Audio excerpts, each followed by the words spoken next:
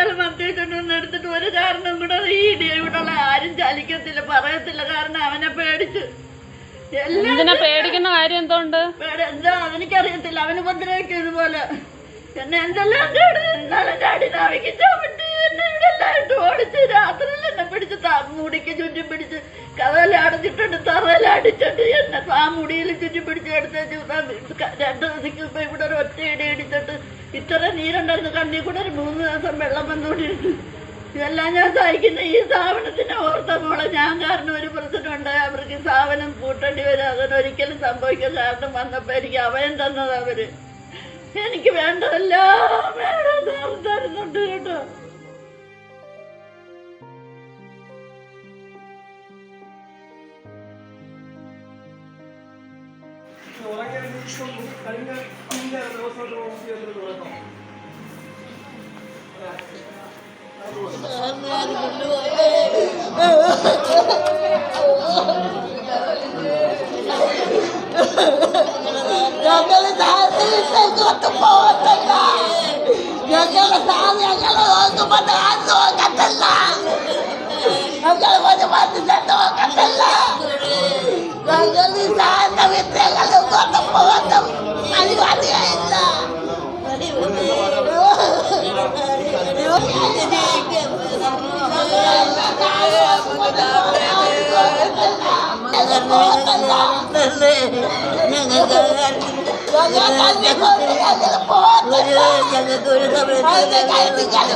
നമ്മുടെ സംസ്ഥാനത്ത് 921 അനാഥ അഗതി മന്ദിരങ്ങളാണുള്ളത്. ഇതിൽ 314 അനാഥ അഗതി മന്ദിരങ്ങൾക്ക് മാത്രമേ സർക്കാർ ഗ്രാൻഡ് നൽകുന്നതുമുള്ളൂ. 30,000-ത്തിലധികം ആളുകളാണ് മക്കളാൽ ഉപേക്ഷിക്കപ്പെട്ടും മറ്റ് തെരുവോരങ്ങളിൽ നിന്നുമൊക്കെ ഈ മന്ദിരങ്ങളിൽ താമസിക്കുന്നത്. എന്നാൽ ഇവിടെയൊക്കെ എന്താണ് സംഭവിക്കുന്നത് എന്നാണ് മനസ്സിലാക്കാൻ കഴിയാത്തത്. ഇക്കഴിഞ്ഞ ദിവസം അഞ്ചലിൽ ഒരു അഗതി മന്ദിരത്തിൽ ഒരു വൃദ്ധയെ മർദ്ദിക്കുന്ന CCTV ദൃശ്യങ്ങൾ ലോകം മുഴുവനും പ്രചരിച്ചിരുന്നു. അതിനുശേഷം ഇപ്പം ഇതാ അതേ കൊല്ലം ജില്ലയിലെ കൊട്ടാരക്കരയിൽ ഒരു പ്രായം ചെന്ന ഒരമ്മ, കായംകുളം സ്വദേശിയായ വാസന്തി അടിയേറ്റ് നിലത്ത് വീഴുന്ന ദൃശ്യവും അതിനുശേഷം അവർ നിലത്ത് കിടന്നുകൊണ്ട് ഈ അനാഥ മന്ദിര നടത്തിപ്പുകാരനെതിരെ പരാതി നൽകുന്നതുമായിരുന്നു ഇക്കഴിഞ്ഞ ദിവസം സോഷ്യൽ മീഡിയയിൽ രാത്രിയോടെ പുറത്തു വന്നത്. ഇതുമായി ബന്ധപ്പെട്ട് നമ്മൾ അന്വേഷിച്ചു. പോലീസുമായി ബന്ധപ്പെടുമ്പോൾ ഇവരുടെ മൊഴി രേഖപ്പെടുത്തി ഈ സ്ത്രീയെ മർദ്ദിച്ച അല്ലെങ്കിൽ ഈ വൃദ്ധയെ മർദ്ദിച്ച ആൾക്കെതിരെ കേസെടുക്കുമെന്നാണ് പോലീസ് പറയുന്നത്. കഴിഞ്ഞ ദിവസം രാത്രി തന്നെ ഈ സ്ത്രീയെ മർദ്ദിച്ചെന്ന് പറഞ്ഞ ആളിനെയും കൊട്ടാരക്കര പോലീസ് കസ്റ്റഡിയിൽ വച്ചിരിക്കുകയാണ്. എന്തായാലും ഈ അഗതി അനാഥ മന്ദിരങ്ങളിൽ നടക്കുന്ന ചൂഷണങ്ങൾ എന്തൊക്കെയാണ്? ഇത്തരം സ്ഥലങ്ങളിൽ പാർപ്പിച്ചിരിക്കുന്ന ആളുകളോട് എന്തിനാണ് ഈ ക്രൂരത ഇവർ കാട്ടുന്നത്?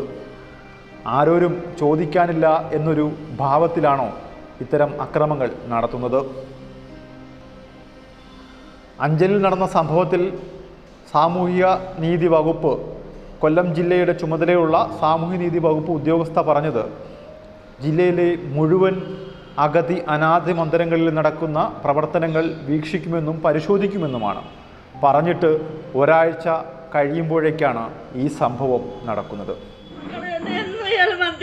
എടുത്തിട്ട് ഒരു കാരണം കൂടെ ഈ ഇവിടെയുള്ള ആരും ചലിക്കത്തില്ല, പറയത്തില്ല. കാരണം അവനെ പേടിച്ച്. എന്തിനാ പേടിക്കുന്ന കാര്യം എന്തുകൊണ്ട്? എന്താ അതെനിക്കറിയത്തില്ല. അവന് ഉപദ്രവിക്കും ഇതുപോലെ. എന്നെ എന്തെല്ലാം ഇന്നലെ ചാടി നാവിക്കാൻ പറ്റി. എന്നെ ഇവിടെ എല്ലായിട്ട് ഓടിച്ച് രാത്രിയിൽ എന്നെ പിടിച്ച് മുടിക്ക് ചുറ്റി പിടിച്ച് കഥയെല്ലാം അടച്ചിട്ടുണ്ട്, തറയെല്ലാം അടിച്ചിട്ട് എന്നെ ആ മുടിയിൽ ചുറ്റി പിടിച്ച് എടുത്ത് 2 ദിവസം ഇപ്പൊ ഇവിടെ ഒരു ഒറ്റ ഇടി ഇടിച്ചിട്ട് ഇത്ര നീരുണ്ടായിരുന്നു കണ്ണിൽ കൂടെ. ഒരു 3 ദിവസം വെള്ളം വന്നുകൊണ്ടിരുന്നു. ഇതെല്ലാം ഞാൻ സഹിക്കുന്ന ഈ സ്ഥാപനത്തിനെ ഓർത്ത മോളെ. ഞാൻ കാരണം ഒരു പ്രശ്നം ഉണ്ടായി, അവർക്ക് ഈ സ്ഥാപനം പൂട്ടേണ്ടി വരും. അതിനൊരിക്കലും സംഭവിക്കാൻ കാരണം വന്നപ്പോ എനിക്ക് അഭയം തന്നത് അവര്. എനിക്ക് വേണ്ടതെല്ലാം തരുന്നുണ്ട് കേട്ടോ.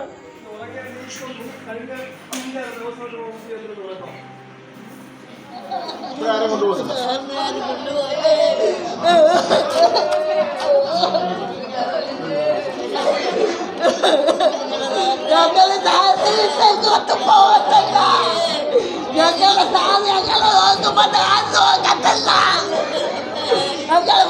അതിനെ നോക്കത്തില്ല.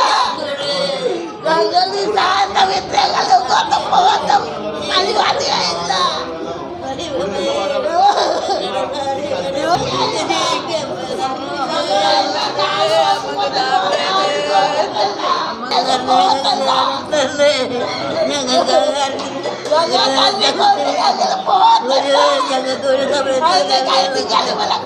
ഒന്ന് നമ്മൾ അഗതികളായിട്ടുള്ള ആളുകളെ നമ്മൾ ശ്രദ്ധിക്കേണ്ട ഒരു കാര്യം, നമ്മൾ പലയിടത്തും മിസ്സിങ് കേസുകളുണ്ട്, ട്രാഫിക് പരാതികളുണ്ട്. അപ്പോൾ അങ്ങനെയൊക്കെയുള്ള സാഹചര്യത്തിൽ നമ്മൾ അഗതികളായ ആൾക്കാരെന്നുള്ള രീതിയിൽ ഏറ്റെടുത്ത് നമ്മൾ ഗവൺമെൻറ്റിൻ്റെയോ മറ്റ് അംഗീകൃതമായിട്ടുള്ള എന്തെങ്കിലും ഒരു സമ്പ്രദായത്തിൽ അത് ഇൻസ്പെക്ട് ചെയ്യുന്നതിൻ്റെ ഭാഗം അടച്ചു കളയുക എന്ന് പറഞ്ഞാൽ അവിടെ എന്ത് സംഭവിക്കാം? അവർക്ക് ഗ്രാൻഡ് അപേക്ഷിക്കേണ്ട അല്ലെങ്കിൽ രജിസ്ട്രേഷൻ അപേക്ഷിക്കേണ്ട എന്നുള്ളടത്തൊരു വൻ സ്വാതന്ത്ര്യമാണത്, സാമ്പത്തിക സ്വാതന്ത്ര്യങ്ങളൊക്കെ ഉൾപ്പെടെ. അത് തീർച്ചയായിട്ടും വളരെ നിയന്ത്രിക്കപ്പെടേണ്ട കാര്യമാണ്. ഇപ്പോൾ അതിനുള്ള ലോസൊക്കെ കുറച്ചുകൂടി സ്ട്രിഞ്ചൻ്റ് ആയിട്ടുണ്ട്, അതൊക്കെ നമുക്ക് എൻഫോഴ്സ് ചെയ്യാവുന്നതേ ഉള്ളൂ. ഇത് ഒരു ഒറ്റപ്പെട്ട ഒരു കേസല്ല, നമ്മൾ മറ്റ് പലയിടത്തും ഇൻസ്പെക്ഷനുകൾ ഇനി നടത്തേണ്ടി വരും. ഇത് ഒരു ആദ്യത്തെ സംഭവമായിട്ട് നമ്മൾ എടുത്താൽ മതി. ബാക്കി നമ്മുടെ രജിസ്ട്രേഷൻ ഇല്ലാതെ പ്രവർത്തിക്കുന്ന സ്ഥാപനങ്ങളുടെ എല്ലാം നേരെ നമ്മൾ ഇതെല്ലാം ക്രമപ്പെടുത്താനായിട്ട് കർശന നടപടികൾ നമ്മൾ തുടരേണ്ടതുണ്ട്. ഇതിന് തുടക്കമായിട്ടേ നമ്മൾ തുടങ്ങാവുള്ളൂ.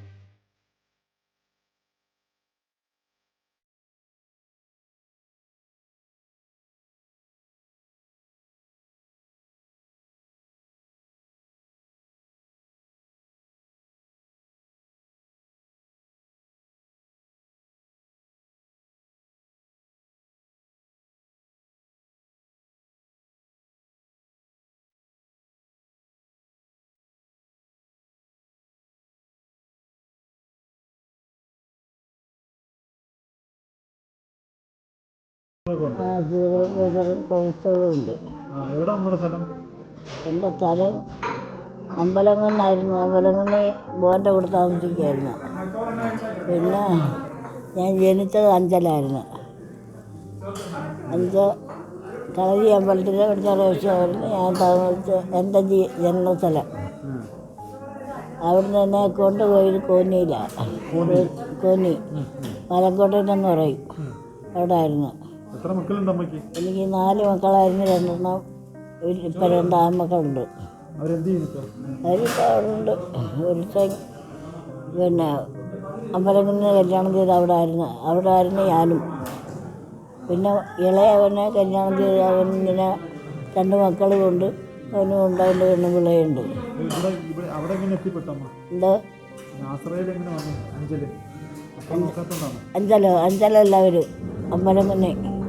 അമ്പലക്കുന്നിലല്ല. ഇളയവന് 12 എന്ന് പറഞ്ഞു. അവർ നോക്കട്ടെ, ഞാൻ തൊന്നില്ലായിരുന്നു. അവർക്ക് പല പെണ്ണുങ്ങൾക്ക് എന്നെ കണ്ടുകൂടായിരുന്നു. അങ്ങനെ വന്നപ്പോൾ ഞാനങ്ങ് പോയതായി അനാഥാലയത്തിൽ. നമ്മുടെ നാടല്ല പെടുന്ന ആ സമയത്ത് തന്നെ എത്തപ്പെട്ടവരുണ്ട്. അവരുടെ പോലും രേഖകളില്ല, രജിസ്റ്റർ ഇല്ല. ഇത് കൃത്യമായ ഒരു നിർദ്ദേശിക്കപ്പെട്ടിട്ടുള്ള മാനദണ്ഡങ്ങളുടെ അടിസ്ഥാനത്തിൽ പ്രവർത്തിക്കുന്നുവെന്ന് പറയാൻ കഴിയുന്നില്ല. അപ്പം അതൊക്കെ നമ്മൾ പരിശോധിക്കപ്പെടേണ്ട കാര്യങ്ങളാണ്. വഴക്ക് പറയും, അടിക്കുകയും ചെയ്തിട്ട് ഇപ്പോൾ ഒന്നുമില്ല. ചില ഒരു സ്റ്റാഫ് വരുമ്പോൾ അവരുടെ അസ്ഥി ഭയങ്കര വേദന, കാലിൻ്റെ അസ്ഥിക്കാണ് കുഴപ്പം. അതാണ് നടക്കാൻ വയ്യാത്തത്. നടക്കാനും എണീക്കാനും ഒന്നും വയ്യ. കണ്ണിന് കാഴ്ചയുണ്ട് ഇല്ല, കൈകാലം കഴപ്പ്, മൂത്രത്തിന് കളറുണ്ട്. എന്തെങ്കിലും ചെയ്ത് തന്നാലേ എനിക്ക് നടക്കത്തുള്ളൂ, അല്ല നടക്കത്തില്ല. അവിടെ കുളികളൊക്കെ തന്നോളൂ, കുളി തന്നു.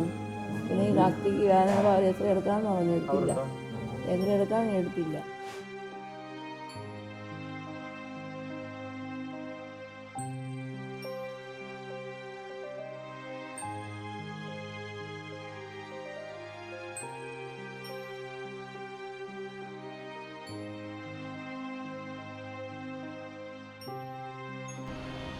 അഞ്ചലിലെ അഗതി മന്ദിരത്തിൽ കഴിയുന്ന അവശരായ ആളുകളുടെ പ്രതികരണമൊക്കെ പ്രേക്ഷകർ കേട്ട് കാണും. ഭൂരിപക്ഷം ആളുകളും സാധുക്കളാണ്.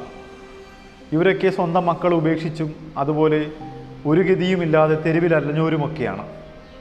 ഇവർക്കൊന്നും ചോദിക്കാൻ ആളില്ല എന്നൊരു ഭാവത്തിലാണ് ഇത്തരം അക്രമങ്ങൾ നടക്കുന്നതെന്നാണ് പൊതുസമൂഹത്തിൽ നിന്ന് നമുക്ക് അറിയാൻ കഴിയുന്നത്.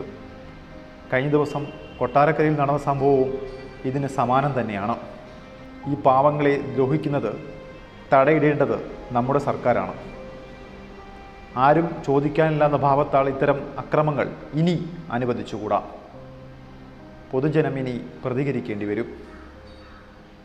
രാജേഷ് നിയോയ്ക്കൊപ്പം ഷമീർ, റിപ്പോർട്ടർ.